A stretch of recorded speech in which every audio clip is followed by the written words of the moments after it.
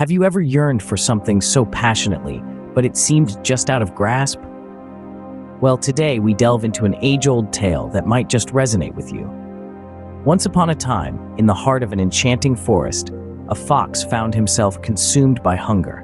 His eyes fell upon a vineyard, a sight for sore eyes indeed, and there, hanging in a bunch from a vine, were round, juicy grapes. The sight of these succulent fruits was enough to make the fox's mouth water. With determined eyes and a hungry belly, the fox made his approach.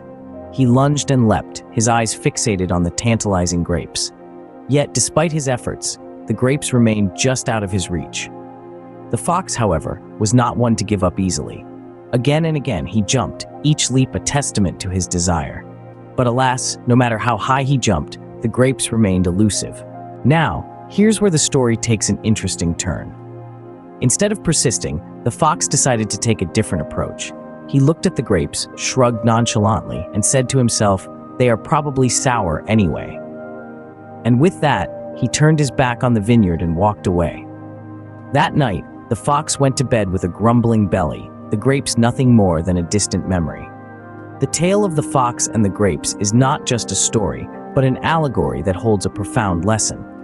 It's about how we, like the fox, often handle our desires and ambitions. When something we desire seems too challenging to achieve, we have a tendency to belittle its worth. We convince ourselves that it's probably not as great as we thought, just like the fox convinced himself that the unreachable grapes were probably sour.